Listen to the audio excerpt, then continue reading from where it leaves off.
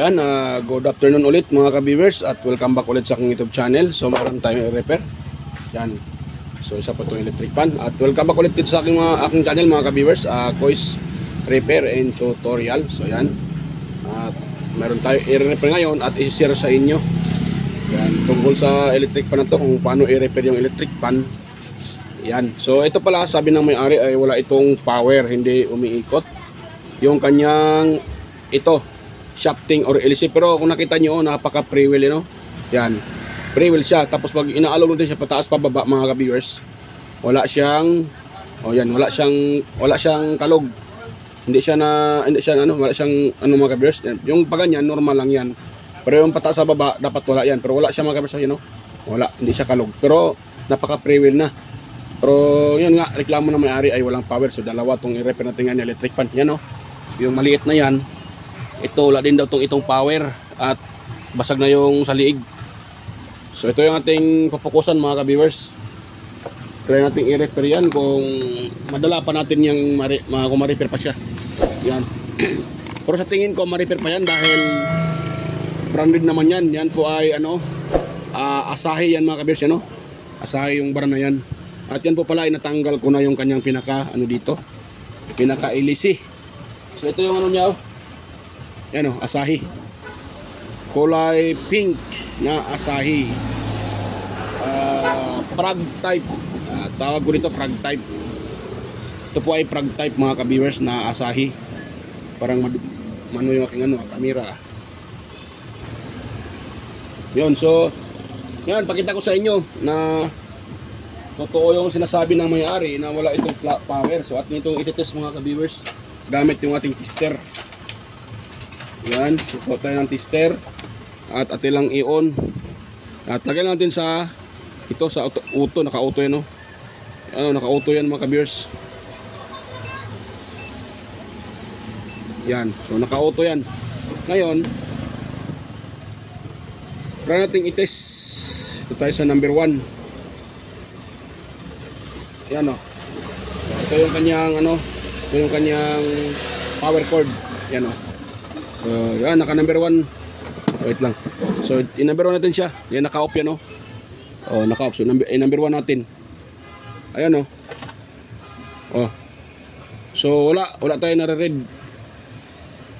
So, wala tayo nare-read mga ka-viewers. So, lagyan natin sa number 2. Wala pa rin. Tapos, sa number 3, ayun, wala pa rin. Ayan, no? So, ngayon, dahil wala tayo na-read 1, 2, 3, wala tayo na-read dyan. So, kailangan itong i-open itong kanyang cover. Yan. Yan. So, tanggalan natin itong kanyang mga screw mga ka-viewers. Dahil wala tayong na-reading dyan. So, kailangan natin i-check up yan mga ka-viewers kung buo pa ba siya yung kanyang motor o hindi na. Yan.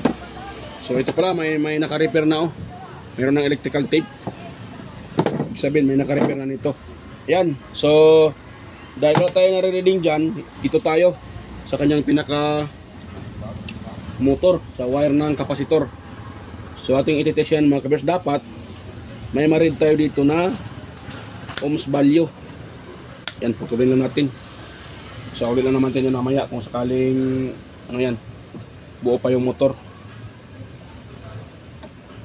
At hilain ko lang, ha. Yan. Hirap tanggalin niya. Yan. Ganito yung technique mga ka-viewers kung kayo ay mag-repair ng electric fan, lalo na pag walang power. Kailangan nyo munang putulin dahil para accurate yung ating reading. Pinutol ko siya para accurate yung reading natin sa pag-test ng resistance. Dahil pag hindi natin puputulin yan, hindi natin ma-read ng exactly yung kanyang resistance dahil nakakunik siya sa kapasitor. So kailangan putulin ito. Kung pwede naman isang linya putulin nyo.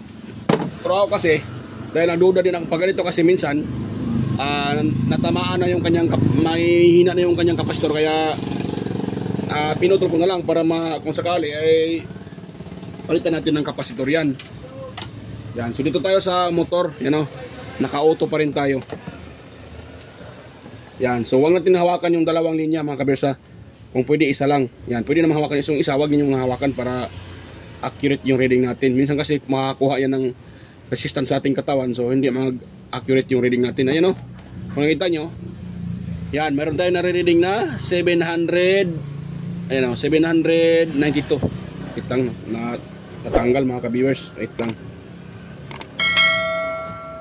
So naka-read tayo ng 700, yan o, 793, yan, tumaas ng isang 1 volt.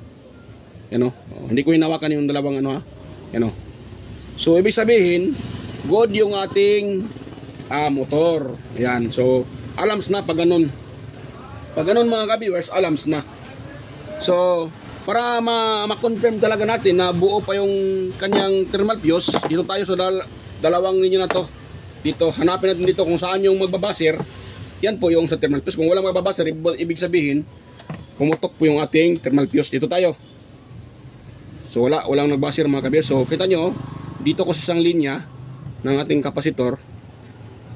So narin natin yung kabuuan. Ayan o, 700 plus 793. Ngayon, ibig sabihin yan, wala dito yung ating ito tayo sa kabila. O kung nakita nyo, buo pala yung ating fuse. Buo yung pinaka fuse dahil nagbasir dito sa yan, tingnan nyo. Nagbasir, di ba? Nagbasir. So nagbasir dito sa isang linya. Ibig sabihin buo yung kanyang thermal fuse. Yan. Pero bakit wala tayong mariread doon sa dito sa pinaka pinaka common? Kung dito tayo sa dito, wala tayong mariread. So dahil mayroon itong mga may dinugtungan, atin itong titingnan. Baka dyan lang sa dinugtungan yung may putol mga ka-viewers. So dito tayo. Yan. Yan. So kalasin ko nga ito mga ka-viewers. Balikan ko na lang kayo pag ito ay nakalas ko na. Kalasin ko nga dito para dito tayo matagalan. Ayan. So ayan. Nakalas ko na mga ka-viewers. At kailangan kong lakihan para makita nyo. Wait lang ha. Ayan. Ayan. Ayan. So kailangan nating i-check ito. Ito. Malayo, malayo, malayo. Ganyan. So ito dahil nakalas ko na. Yan, dito tayo mag-check ng common. So dahil ito ay Asahi mga ka-viewers, ang common nito ay kulay gray. Yan, dahil ito ay Asahi na old model. So ang color nito ay kulay gray.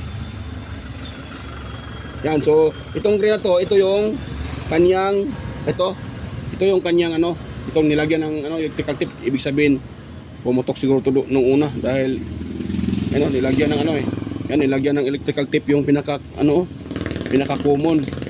So naputol ito. Yan, pumutok pala ito nung una. So kaya nilagyan ng electrical tape. So check natin ito. Bakit ito wala tayong makuhang ohms value pag doon tayo sa kanyang power cord. Yan. So imposible naman itong kanyang power cord dito banda maputol. Hindi to basta maputol, original to tanso po ang laman yan. So hindi basta-basta maputol yan. Ang madaling mag-lose contact yung mga aluminum. So nakasolda pala ito. So nakasolda siya mga ka-viewers. Ngayon, yan, ito, itest natin to. Yan, kung kita nyo ba yung tester ko. Yan, pakita ko na sa inyo mamaya. Dito, tsaka dito. Ayun, mayroon connection dito. Ayan o. Wala pa ata. Ayan. So, ayan o.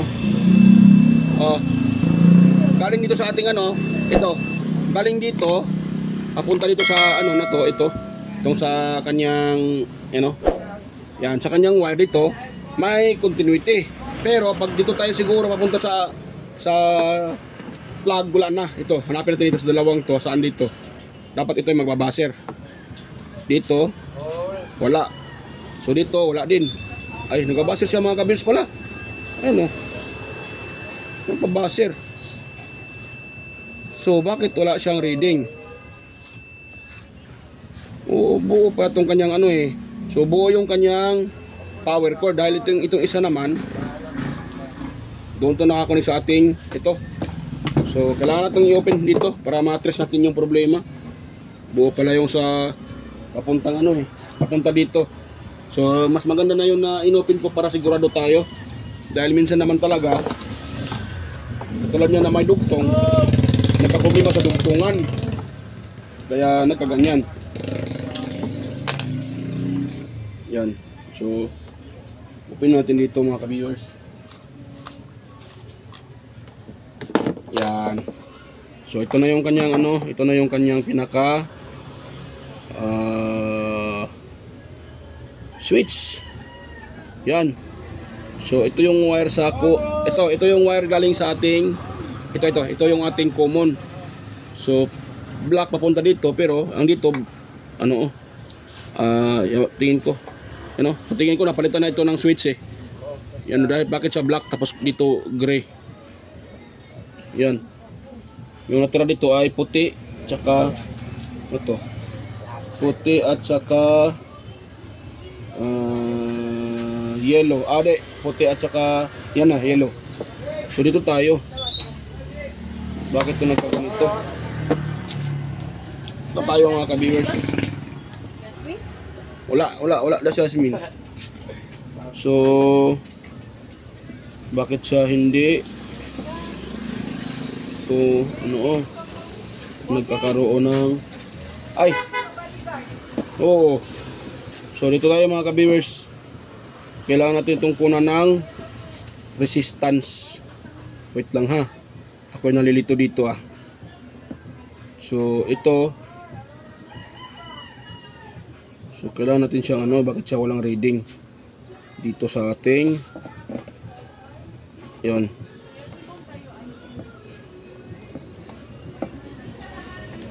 Yan. So yun.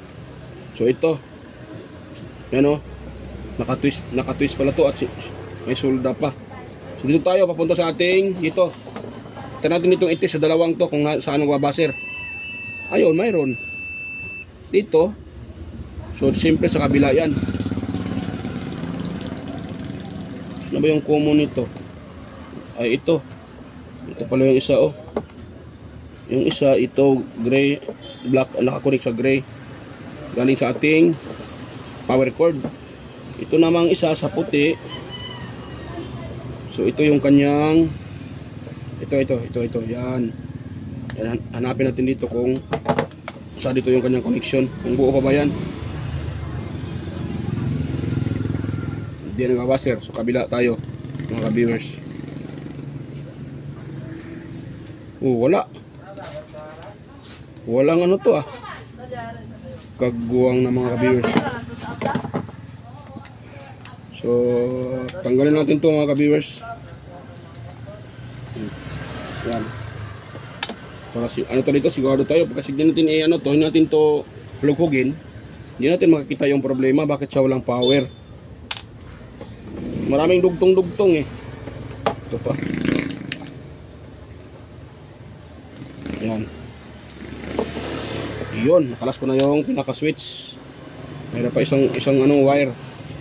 Isang pala lock. Yan. Yun. So ito na yung switch niya mga ka-viewers. Yun. Matigas Yun. Yan, nabaklas ko na. So ito yung isa. Ito. Bakit ito lang walang connection? Yun, nahihila. Ayun, nahihila ako. Ibig sabihin, wala nang nakano dyan na bronze or copper, putol. Ayun, nahuli yung problema mga ka-viewers. Dito lang pala nagka-problema. Buti tinanggal ko. Yan ito. Kung nakita nyo, nakakunik nga siya. Nakakunik pero, kita nyo ba? Putol sa ilalim. Ayun, dito lang pala ang problema. Kaya pala walang connection. Ang mangyari dyan, putol yung isang linya. Ayun, so ito na nakakunik naman siya dyan. Pero ito yan di ba? Pag inihila ko to, ayun wait lang yan mga kabers wala na yung silalim. Pag ganyan siya yan, pag ganyan wala na yung silalim tanso or copper. Yan, oh. Oh. Wala na. Wala na yung naputol yung pinaka ano niya. So kailangan natin itong balatan uli at magdugtong tayo. Ayan. Ano pala to ah. Mahirap pala tong ano mga ka-viewers. So kailangan natin putulin tong isa. Ayan oh. Dito na nagka-problema oh. Ito. Yan oh. Walang tanso. Kita nyo ba? Walang tanso. Dahil yung tanso ay naputol yung pinaka-copper niya. Yan oh, wala. So tingin ko doon pa to eh. Yan, balatan ko lang to mga kabersa. Dahil matigas siya. Balikan ko na lang kayo pag nabalatan ko na yan. So ayan. Nabalatan ko na mga kabersa. Nabalatan ko na. Ayan. So ngayon ito. Yan. Ito babalatan natin to para i-twist natin doon uli. So ito yung naputol kanina. Yan, so ito babalatan natin. Ayan oh. Ngayon, itong gray at saka itong puti, ito yung pagsasamahin natin. Dan yun naman talaga ang silang magkasama eh. Yan. Yan, sabay twist. Huwag natin isulda mga kabis. Pwede naman di isulda dyan eh. Walang problema yan. Basta maganda yung pagka-twist nyo. Yan. Yan. So pagkatapos nyan, ganun natin siya. Ganun. Tapos maglagay tayo ng electrical tape mga ka-viewers. So pag ganito yung repair, maganda. Wala na tayong isipin na pyesa. Iwan ko lang yung kanyang kapasitor kung buo ba yan. Kasi kung buo, hindi na yan buo, kailangan ko magpalit ng kapasitor. Dahil pag hindi naman natin palitan, mahina yan. At mayroon naman tayong 1.5 lang yan eh. So 1.5, mayroon naman tayong 1.5 dyan. Yan.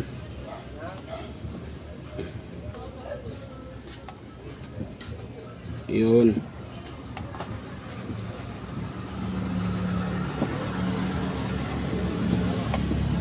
Yan. Ayun.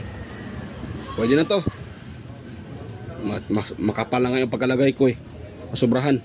So dito tayo sa kabila. Ito ititis natin dito mga ka-viewers. Pagkatapos lagyan natin ang electrical tape. Yan. Parang may ano eh. Dito. Yan. Tapos, ito ay ititis natin dito yan, no? Ganyan, no? Oh, ititis lang natin yan. Hindi naman yan maglulose contact dahil nakapix naman sa ilalim yan. Basta galingan ano niya lang yun. I-twist nyo din ng maigi dahil pag hindi nyo din i-twist ng maigi, maglulose contact yan kung hindi maganda yung pagka-twist niya. Dapat maganda yung pagka-twist. Yan.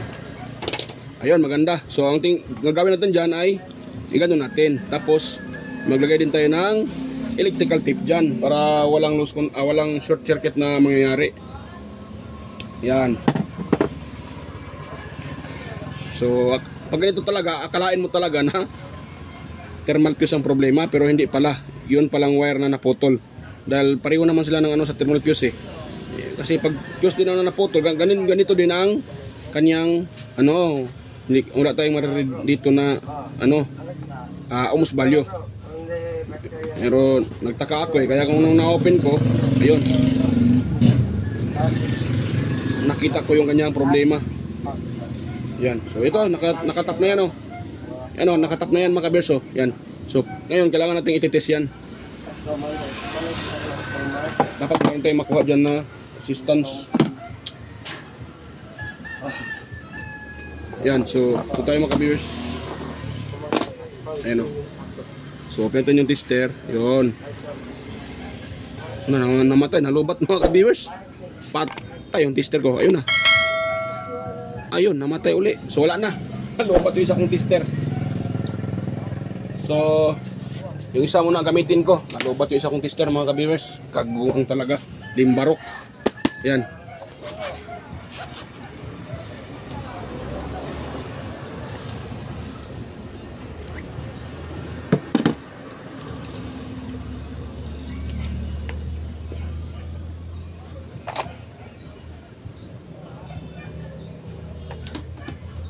Yan, sito tayo. Ito natin gagamitin.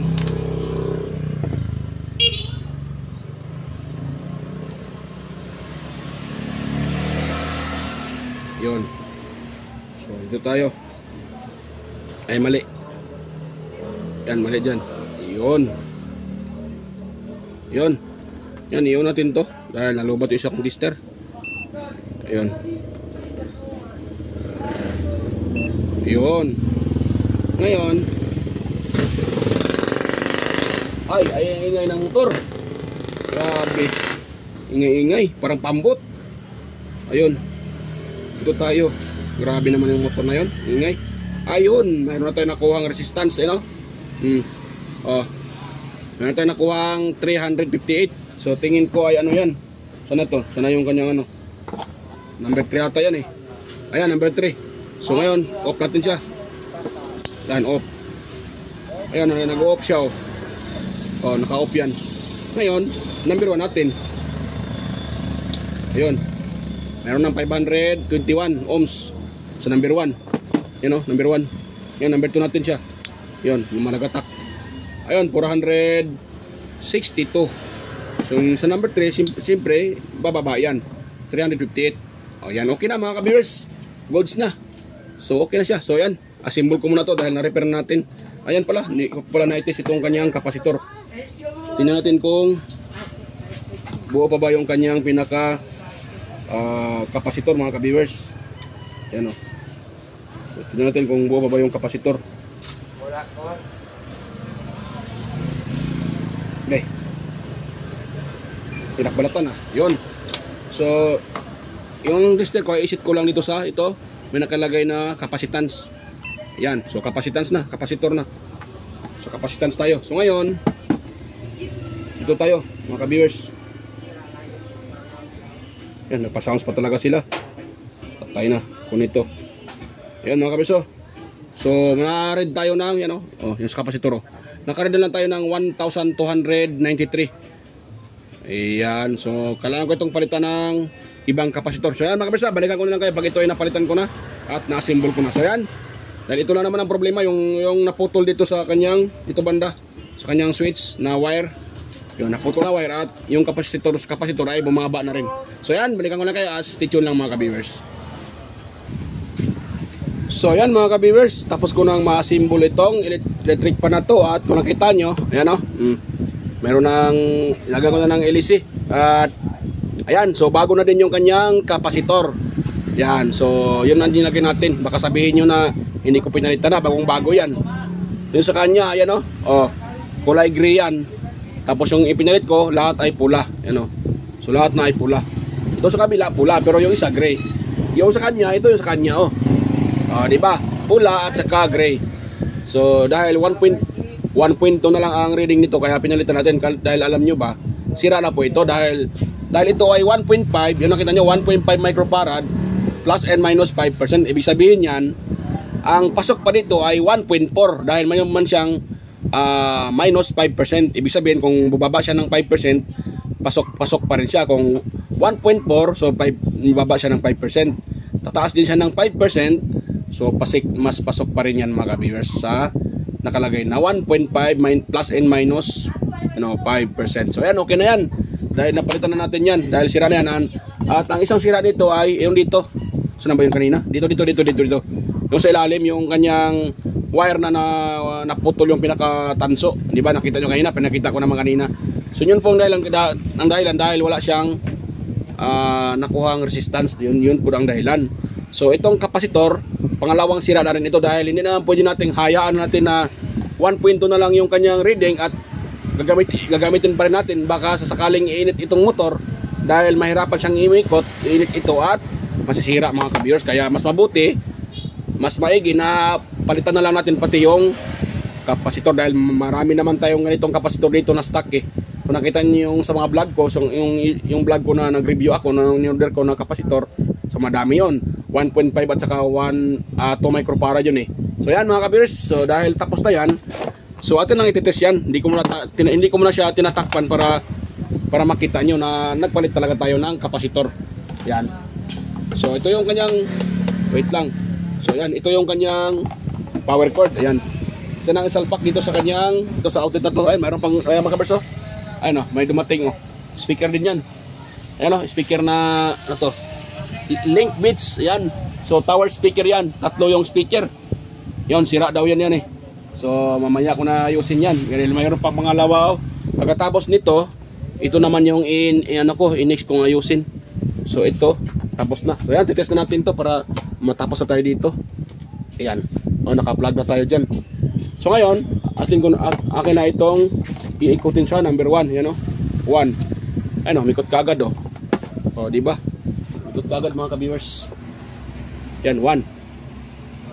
Tapos, lagay sa number 2. Ayan, mas lalong lumakas. Yan o, naka-number 2 siya. Tapos, number 3. Ayun, mas lalong lumakas. I-off natin. Yun, off. Pasensya na, madumi yung aking kuko. Nag-repair tayo ng halo-halo mga ka-viewers. Ang nakakadumi talaga ng kuko itong mga electric pan na to. Yan. Yan, pero na ganyan naman talaga pag technician tayo eh. So yan. So unutin uli. Ayun, gumagana na. May ikot na, may power na siya. Number 2. Yan, number 2. Yan o, number 2. Mas lalo siyang lumakas mga ka-viewers. Yan o. Number 3. Ayun, mas lalo pang lumakas mga ka-viewers. Swap natin. Ayun. Ayan. You know? Oh, pre-wheel yan ha. Pre-wheel yan. Ano, pre-wheel yan mga ka-viewers. So, number 1 natin. Tingnan nyo yung ilis eh. Yan ha, mikot kaagad. Oh, diba? Ganoon lang kasimple mga ka-viewers ang pag-trace ng sirang electric pan kung saan yung nasira. So, dapat marunong tayo mag-trace at meron tayong tester. Yan, yun ang importante. So, yan mga ka-viewers. Hanggang dito lang po yung ating videos at sana po ay meron kayong nakuhang kunting ideya sa aking isinishare. Ayan, so kung mayroon man kayong nakuhang kunting ideya, at sana po huwag nyo pa naman kalimutang mag-subscribe at sa mga bago pa din na napadpad dito or napahinto dito sa aking YouTube channel. So sana huwag nyo kalimutang mag-subscribe at pindutin yung notification bell, ilagay sa all para automatic kayo ma-notify kaagad pag tayo may bagong upload. At higit sa lahat, huwag na rin kalimutang i-share yung ating video mga ka-viewers at yun, paki-like na rin kung inyong nagustuhan. So yan mga ka-viewers, hanggang dito lang po yung ating video at bye-bye po. At kita-kita tayo ulit sa aking next na mga upload. So yan, to God to be the glory mga ka-viewers and God bless po. Bye-bye.